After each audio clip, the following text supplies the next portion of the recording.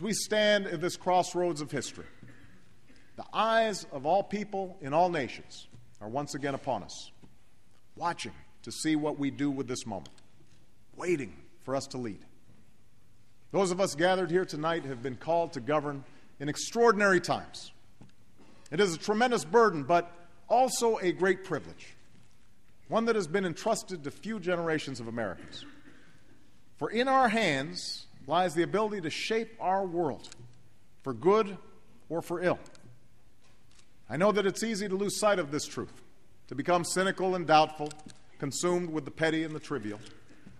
But in my life, I have also learned that hope is found in unlikely places, that inspiration often comes not from those with the most power or celebrity, but from the dreams and aspirations of ordinary Americans who are anything but ordinary.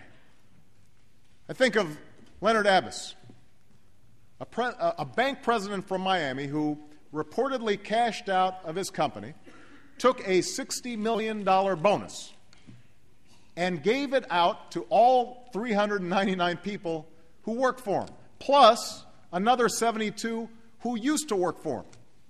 He didn't tell anyone. But when the local newspaper found out, he simply said, "I knew some of these people since I was 7 years old. It didn't feel right getting the money myself." I think about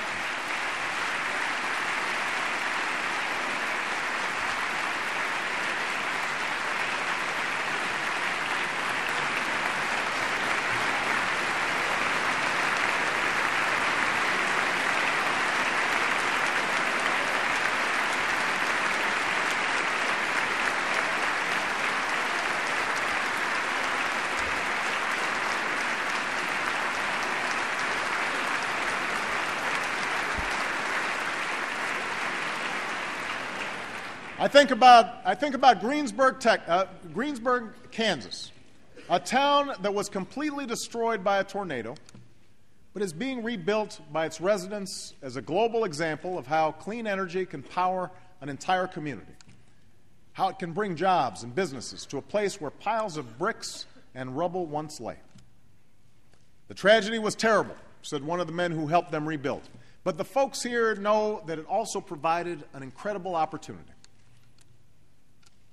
I think about Tashea Bethea, the young girl from that school I visited in Dillon, South Carolina, the place where the ceilings leak, the paint peels off the walls, and they have to stop teaching 6 times a day because the train barrels by their classroom. She had been told that her school is hopeless.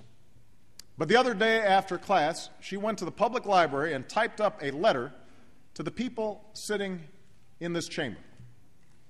She even asked her principal for the money to buy a stamp. The letter asks us for help and says, "We are just students trying to become lawyers, doctors, congressmen like yourself, and one day president, so we can make a change to not just the state of South Carolina, but also the world. We are not quitters." That's what she said. We are not quitters. These words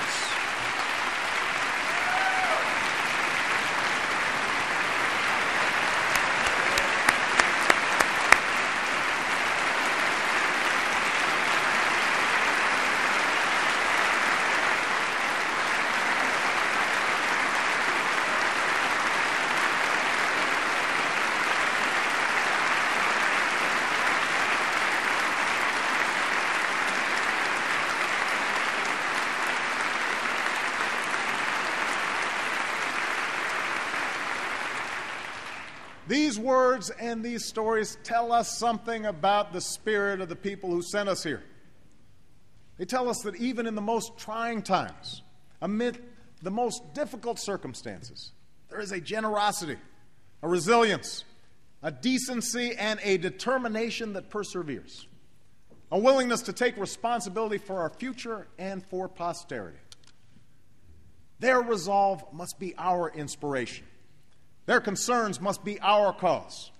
And we must show them and all our people that we are equal to the task before us.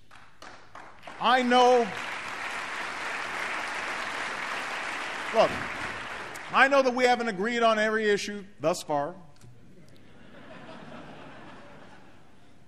There are surely times in the future where we will part ways. But I also know that every American who is sitting here tonight loves this country and wants it to succeed.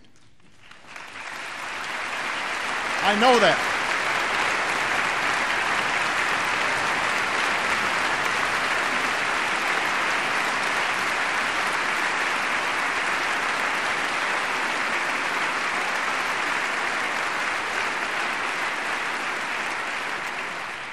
That must be the starting point for every debate we have in the coming months, and where we return after those debates are done.